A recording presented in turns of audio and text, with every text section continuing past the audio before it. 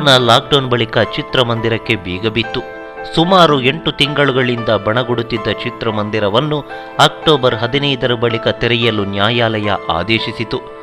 ಆರಂಭದಲ್ಲಿ ಒಂದಿಷ್ಟು ಹಳೆಯ ಹಿಟ್ ಚಿತ್ರಗಳು ರಿಲೀಸ್ ಆದರೂ ಮತ್ತೊಂದಿಷ್ಟು ಹೊಸಬರ ಚಿತ್ರಗಳು ತೆರೆಕಂಡವು. ಅದೇ ರೀತಿ ಕೋಸ್ಟಲ್ ವುಡ್ನಲ್ಲಿ ಗಿರಿಗಿಟ್, ಆಟಿಡೊಂಜಿ ದಿನ, ದಗಲ್ಬಾಜಿಲು ಸೇರಿದಂತೆ ಬೆರಳೆಣಿಕೆಯ ಚಿತ್ರಗಳನ್ನು ರಿಲೀಸ್ ಮಾಡಿದ್ರು.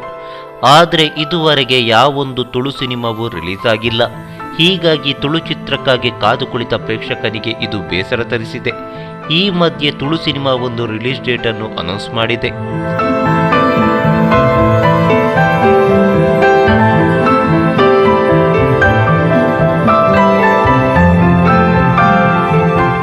ಎಸ್, ಇತ್ತ ಕನ್ನಡ ಸ್ಟಾರ್ ಚಿತ್ರಗಳು ಒಂದೊಂದಾಗಿ ರಿಲೀಸ್ ಡೇಟ್ ಅನ್ನು ಅನೌನ್ಸ್ ಮಾಡುತ್ತಿದ್ದಂತೆ ತುಳು ಚಿತ್ರರಂಗವು ಗರಿಗೆದರಿದೆ.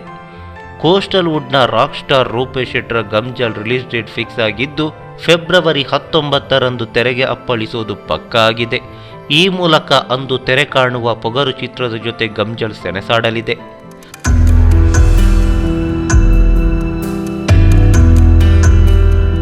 ಹಾಗೆ ನೋಡಿದ್ರೆ ಈ ಸೆಣಸಾಟ ಇದೇ ಮೊದಲೇನಲ್ಲ.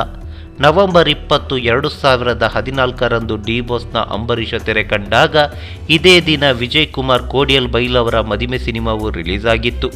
ಅಂಬರೀಷ ಮಂಗಳೂರಿನಲ್ಲಿ ಅರ್ಧಶತಕ ಪೂರೈಸಿದ್ರೆ ಮದಿಮೆ ಶತಕ ಪೂರೈಸಿ ಮುನ್ನುಗ್ಗಿತ್ತು. ಈ ಬಾರಿ ಇತಿಹಾಸ ಮರುಕಳಿಸಿದೆಯಷ್ಟೇ.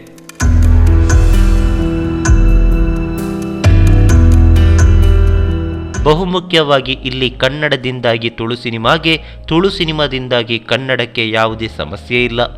ಆಯಾ ಸಿನಿಮಾಗೆ ಅದರದ್ದೇ ಆದ ಪ್ರೇಕ್ಷಕ ವರ್ಗಗಳೂ ಇದ್ದಾರೆ. ಹೀಗಾಗಿ ಪೊಗರು ಮತ್ತು ಗಮ್ಜಲ್ ಒಂದೇ ದಿನ ತೆರೆ ಕಂಡ್ರೆ ಪ್ರೇಕ್ಷಕರ ದೃಷ್ಟಿಯಿಂದ ಯಾವುದೇ ಸಮಸ್ಯೆ ಇಲ್ಲ. ಆದರೆ ಚಿತ್ರಮಂದಿರಗಳು ಯಾವ್ಯಾವ ಸಿನಿಮಾಗೆ ಯಾವ್ಯಾವುದು ಅಂದರೆ ಉತ್ತರ ನಮ್ಮಲ್ಲಿಲ್ಲ.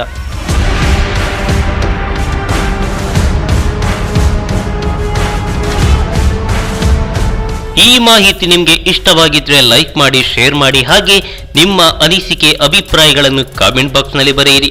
ನೀವು ನಮ್ಮ ಕೋಸ್ಟಲ್ ಕನ್ನಡ ಯೂಟ್ಯೂಬ್ ಚಾನಲ್ಗೆ ಸಬ್ಸ್ಕ್ರೈಬ್ ಆಗಿಲ್ಲ ಅಂದರೆ ದಯವಿಟ್ಟು ತಕ್ಷಣವೇ ಸಬ್ಸ್ಕ್ರೈಬ್ ಬಟನ್ಗೆ ಕ್ಲಿಕ್ ಮಾಡಿ. ಹಾಗೆ ನಮ್ಮ ಪ್ರತಿ ಅಪ್ಡೇಟ್ಸ್ಗಳನ್ನು ಶೀಘ್ರದಲ್ಲೇ ತಿಳಿಯಲು ಪಕ್ಕದಲ್ಲಿರೋ ಬೆಲ್ ಐಕಾನ್ಗೆ ಕ್ಲಿಕ್ ಮಾಡಿ.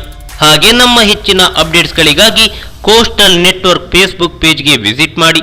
ಧನ್ಯವಾದಗಳು.